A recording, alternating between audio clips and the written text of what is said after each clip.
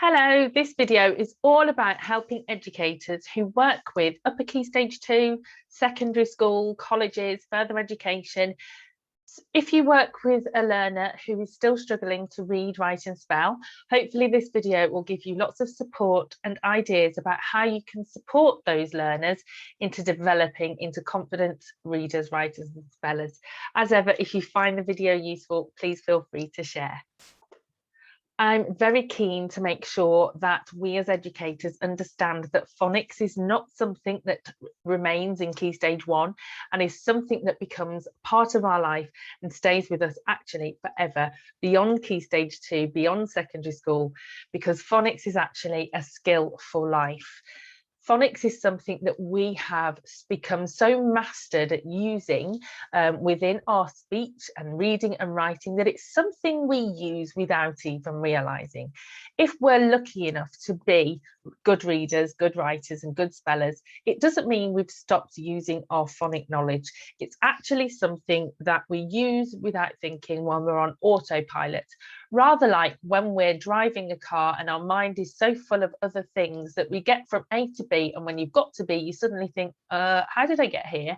It's because it's become autopilot and something we are so good at that we've done it without really having to think about the small mechanics of it. So in order to be literate, to speak, read and write, phonics needs to be mastered. Therefore, it's vital that all educators understand the phonics from the very basics all the way through to everything it has to offer in helping all of us to learn to read, write and spell. First of all, we need to think about what synthetic phonics actually is. Synthetic phonics is where we think about the smallest units of sounds within a word, but it's important we don't get confused. So let's think about the word ah. Ah has one phoneme within it. It has two phonemes within it. It. Cat has three phonemes within it. K, at. But chart also has three phonemes within it. Ch, art. So it's really important we don't get muddled and think that phonemes are how many letters are within a word. Phonemes are all about the sounds within a word. So we need to understand what makes up the different elements of words and not get confused. So how do we use phonics to teach reading?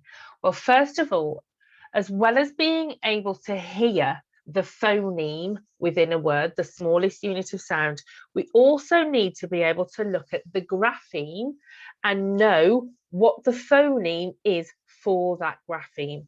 So if we look at this word here, it's got three letters, three graphemes. K, at, are the phonemes that each of those graphemes make. So as well as being able to look at it and know that it makes the phoneme k, they then also need to be able to blend it together. So hear the sounds k, at, and then blend it. That's reading. The difficulty comes into it when we first teach this, it makes the sound k.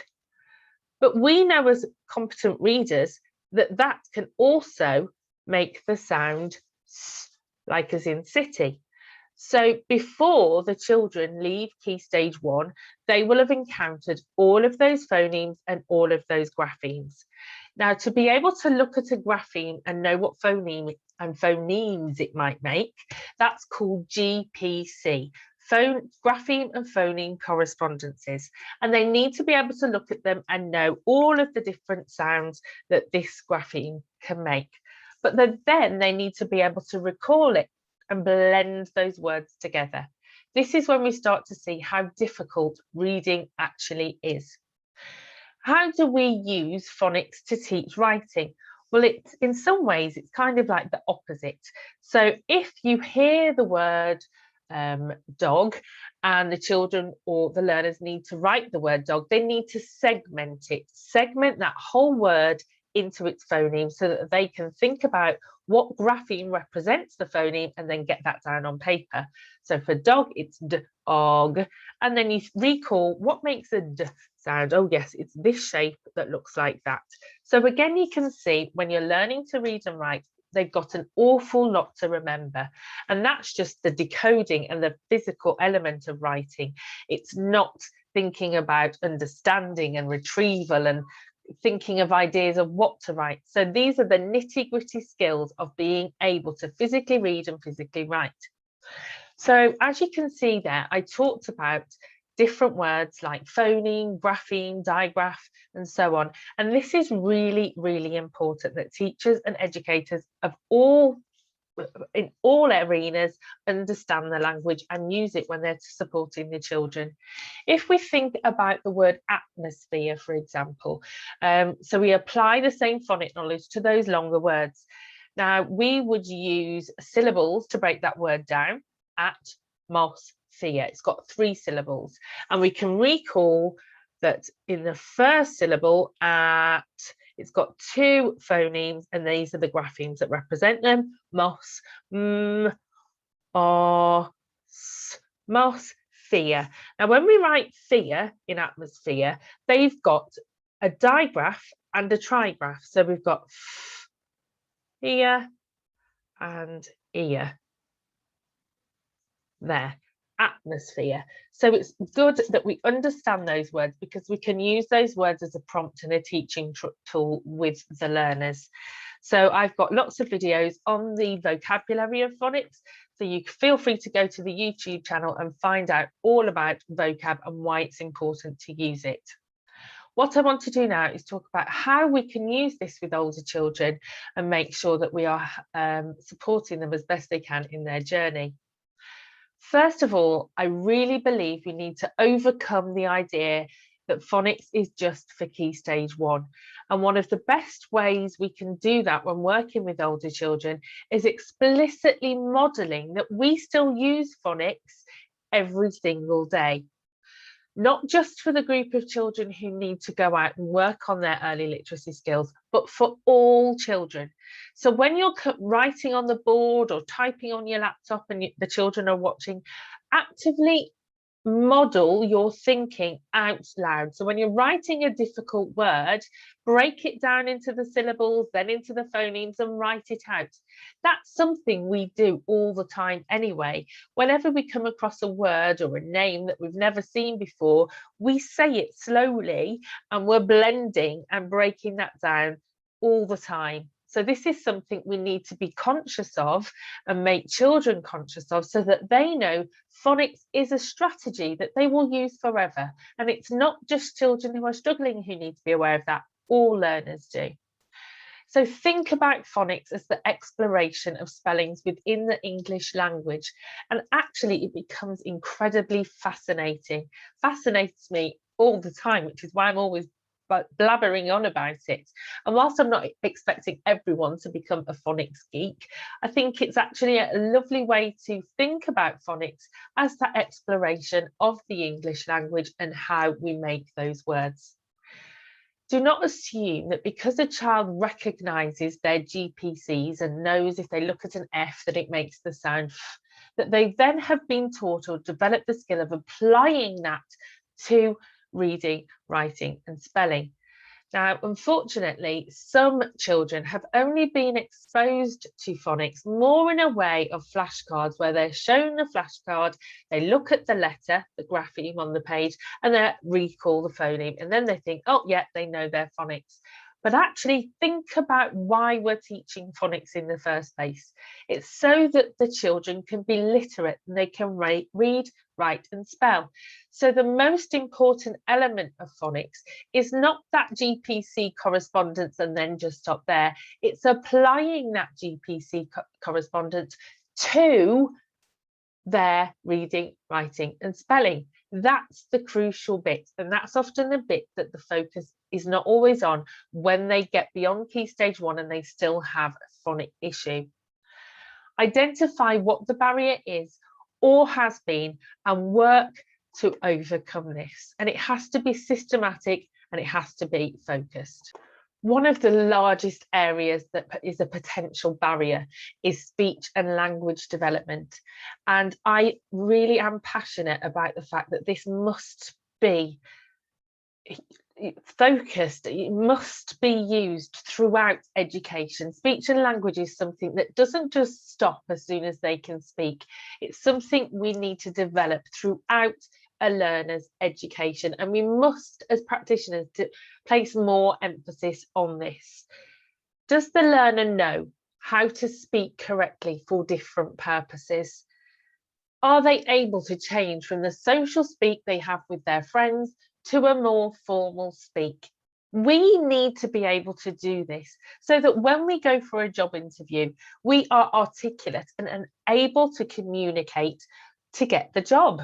This needs to be something that we place more emphasis on, more importance on. Speech and language is crucial to all learners. If their pronunciation of words when with friends is also used within the learning environment, this will have an impact on their writing, because if they say it one way, they will then put it down on paper in the same way. So if, for example, they say, I've been thinking about this and thinking about that, they're more likely to use an F to write the word thinking, particularly if they have weak literacy skills. So we must place more of an emphasis on speech and language development throughout our educational settings. We also need to make sure that their vocabulary is broad and rich, because we are more likely to be able to read a difficult word if our language, if our vocabulary is broad and rich. Reading a word that we've never heard of before is more difficult. We know that ourselves when we are reading words in a different language. We might be able to use our phonetic skills to put that word together, but we've got no idea if we've pronounced it correctly because we've never heard the word before. And that's the same within our English language. If English is our first language, but we've never heard the vocab, we're not going to be able to blend those words to read them as confidently as we would if we've never heard the word before. Not moving, there we go. So does reading and writing have a purpose for the children? What is their motivation, and why should they make an effort with something that they find so difficult? So if you've got a 14-year-old, a 15-year-old who's become completely disillusioned with reading and writing because they've just never been able to master it, what are you going to do to motivate those children to make that effort? Because they will have to make an effort, because as I said, when we think about the fundamentals and the skills of reading and writing, it really is difficult.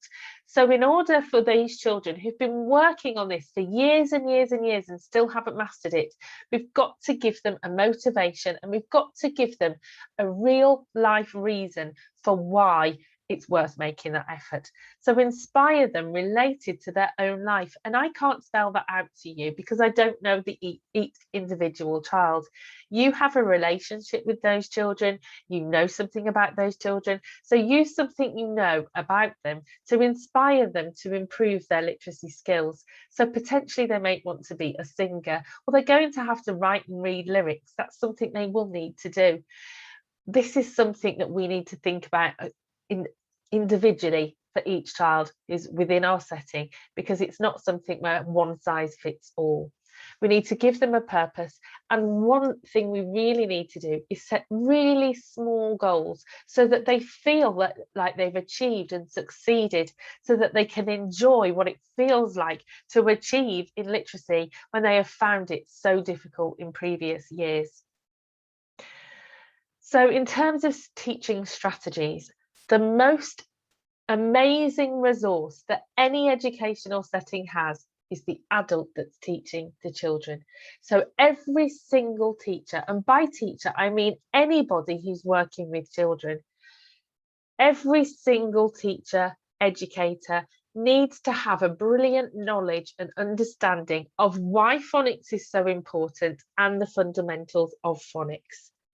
There needs to be a whole school or whole setting emphasis on speech and language, their pronunciation, their articulation, their broad and rich vocabulary, their ability to change from social speak to formal speak. That needs to be a real big emphasis in order to improve the literacy, reading and writing skills. There needs to be a systematic approach to teaching phonics, and not forgetting that all-important application of that GPC knowledge to reading, writing and spelling.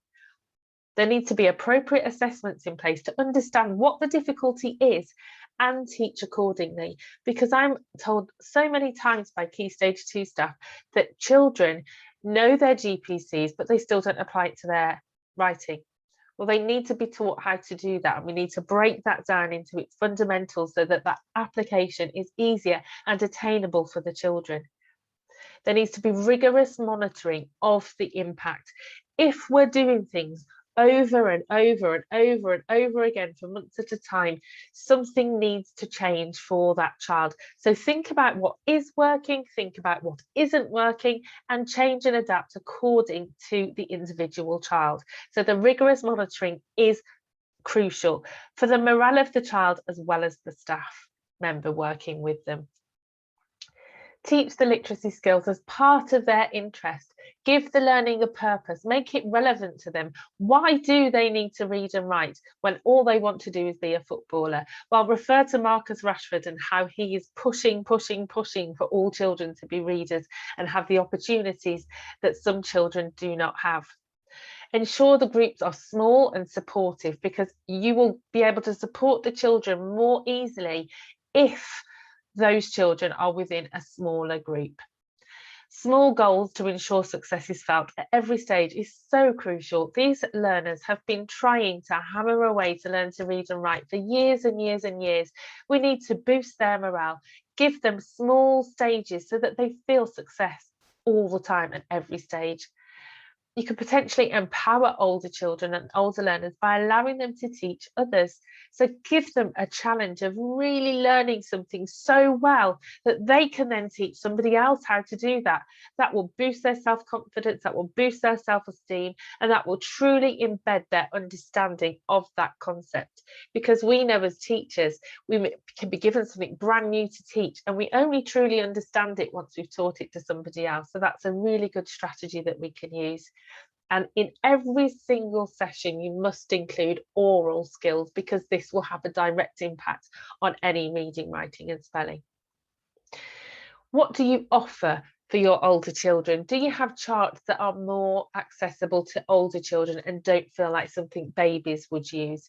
So if they have resources that they can refer to, make them appropriate for them so that they still need that visual reference, but it needs to be something that they won't feel silly using. The phonemes need to be pronounced correctly by the educator so that they are easier to blend, and they need to have some kind of hook to remember them. So for example, if they're learning that a k can make a k sound, or a c can make a k sound or a s sound, they need some sort of word to hold on to. So for example, it might be k for cat and s for city, as I said earlier. Potentially actions will help some older learners, but they're going to feel a bit silly if they're still doing actions that they would do in Key Stage 1. So the discrete actions that you might develop could be something where they are on their leg, with their hand on their leg or their hands, anything that will help them if they are more of a kinesthetic learner. So as with any phonics teaching approach, I always use a very similar cycle, and I think it's important that this sort of cycle is used with older learners too. Start with a revise, a recap and rehearse those oral skills, those reading skills and writing skills of previous learning, so that they are constantly having that recap and rehearse on things that they should already know. Learn in a visual, auditory and kinesthetic way, just in the previous slide said. Apply this new learning to writing and reading, but make it purposeful and relevant for those children. So don't just give them random sentences to write. If they're within class doing something, maybe it's something in DT and they're doing some woodwork in their secondary lesson, link it to something that they're really interested in. Make it purposeful for them. Teach common exception words, such as basic spellings of words like there, was, those words that are commonly misspelt, and then common errors in homophones like your, you are. Those sorts of things can also be within this session with older learners. Handwriting should be incorporated within this too, so that they overcome bad habits and that their handwriting portrays the progress that they're making, because they can look at it and say, actually, my writing is getting much, much better. And give them little challenges that allow for success and that feeling of achieving something. So whilst it's a challenge based on all of the learning within the session, it's something that they then succeed at and they feel proud and raring to go for the next session. Make sure that this is a daily thing and it's short and in sharp blasts, because you want it to be regular, so that the children are constantly rehearsing it. Short daily sessions will make more of an impact than twice a week hour-long sessions or half an hour-long sessions. So keep it short and daily. That will make the biggest impact. And make sure they have a daily allocated reading time, because they need to rehearse their reading skills every single day. Ensure that all staff understand and know how to support children with phonics across all subject areas. So your science teachers need to understand how to support children with when they're recording their things on paper. Every member of staff within your secondary school, within your further education setting, needs to have that phonics understanding, because at the end of the day, without those literacy skills, the children will not, or the learners will not develop as well as they should. Literacy is at the core of everything we do, because every day we speak, every day we communicate, every day we're reading, whether it's on our phones or our tablets or whatever, and every day we're writing, whether we're sending a text or an email, and it's at the core of everything we do as human beings. Literacy is so crucial. So identify those possible issues and think about what you're going to do. So don't just tackle phonics as a big picture. Think about the child, the learner, and what their specific issue is. So for example, maybe they're able to apply their GPC knowledge to reading and decoding, but they can't apply it to writing. Therefore, writing needs to be the focus. Maybe they can apply the phonemes to writing, but they struggle to apply it to reading unknown words. Then that needs to be the focus. Maybe they can't do either, and therefore phonics as an entirety needs to be the focus.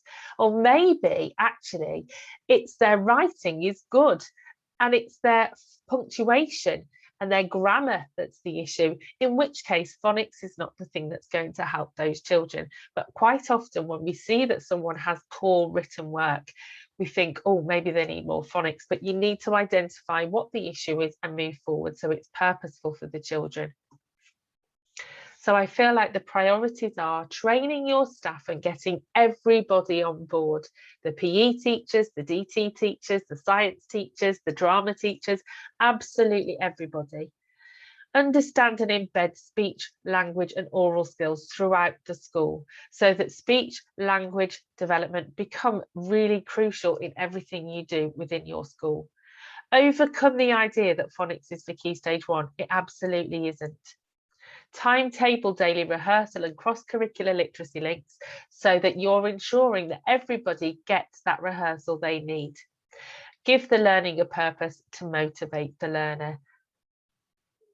I've got lots of videos on my YouTube channel, and these ones might be relevant to you if you're thinking of taking this back into your school for those children who still need this phonics practice. So there's phonics vocabulary, why do we need to teach it? Applying phonics to reading, strategies and ideas, sample lessons of phase 2, 3 and 4, and trouble with blending for those children or learners who really struggle to blend those known GPCs. I hope you found that useful. I'm really passionate about this subject, as you could probably tell, but it's because I really want all people to be confident readers, writers and spellers. I want people to be able to communicate, not only for that academic purposes, but also for their mental health and well-being. So I really believe that good phonics teaching is absolutely crucial to people as people. I hope you found it useful.